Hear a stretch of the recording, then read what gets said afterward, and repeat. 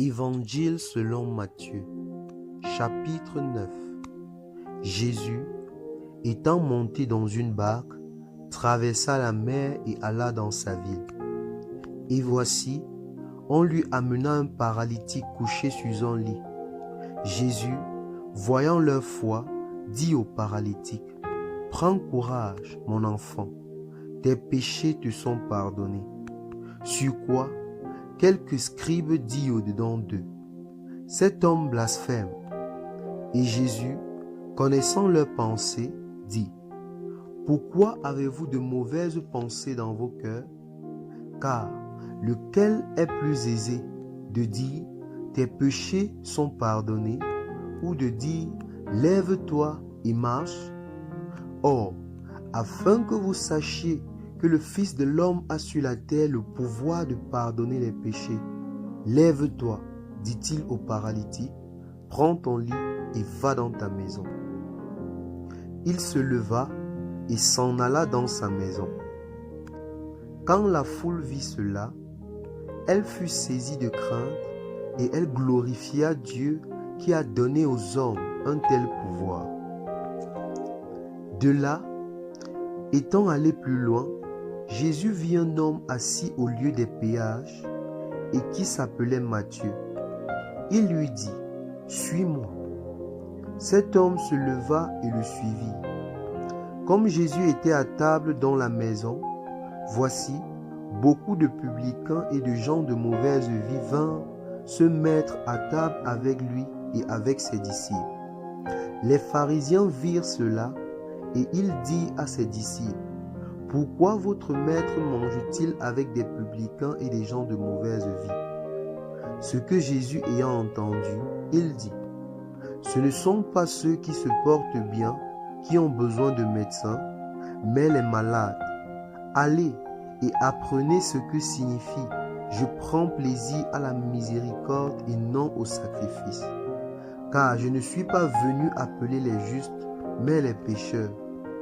Alors les disciples de Jean vinrent auprès de Jésus et dirent, « Pourquoi nous et les pharisiens jeûnons-nous, tandis que tes disciples ne jeûnent point? » Jésus leur répondit, « Les amis de l'époux peuvent-ils s'affliger pendant que l'époux est avec eux? Les jours viendront où l'époux leur sera enlevé, et alors ils jeûneront. Personne ne met une pièce de drap neuf à un vieil habit, car elle emportera une partie de l'habit, et la déchirure sera pire. On ne met pas non plus du vin nouveau dans de vieilles outres. Autrement, les outres se rompent, le vin se répand, et les outres sont perdues. Mais on met le vin nouveau dans des outres neuves, le vin et les outres se conservent. » Tandis qu'il leur adressait ces paroles, voici, un chef arriva, se prosterna devant lui et dit, « Ma fille est morte il y a un instant, mais viens, impose-lui les mains et elle vivra. » Jésus se leva et le suivit avec ses disciples.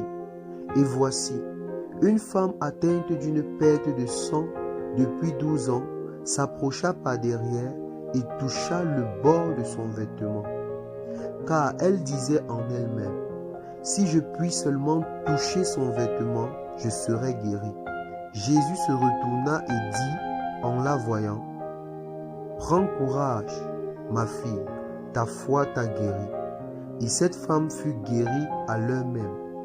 Lorsque Jésus fut arrivé à la maison du chef et qu'il vit les joueurs de flûte et la foule bruyante, il leur dit, « Retirez-vous, car la jeune fille n'est pas morte, mais elle dort. » Ils se moquèrent de lui. Quand la foule eut été renvoyée, il entra, prit la main de la jeune fille, et la jeune fille se leva. Le bruit s'en répandit dans toute la contrée. Étant parti de là, Jésus fut suivi par 2 aveugles qui criaient, « Aie pitié de nous, fils de David. » Lorsqu'il fut arrivé à la maison, les aveugles s'approchaient de lui, et Jésus leur dit, « Croyez-vous que je puis faire cela? » « Oui, Seigneur, lui répondirent-ils. Alors, il leur toucha les yeux en disant, « qu'il vous soit fait selon votre foi. » Et leurs yeux s'ouvrirent. Jésus leur fit cette recommandation sévère.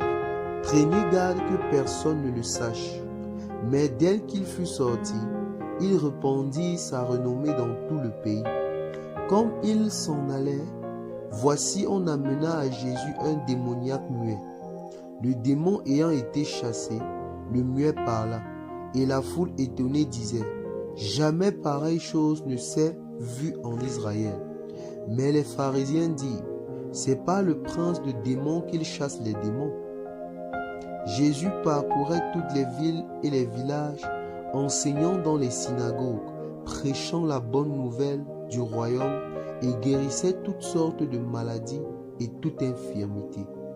Voyant la foule, il fut ému de compassion pour elle, parce qu'elle était languissante et abattue, comme des brebis qui n'ont point de berger. Alors il dit à ses disciples: « La moisson est grande, mais il y a peu d'ouvriers. Priez donc le maître de la moisson d'envoyer des ouvriers dans sa moisson. »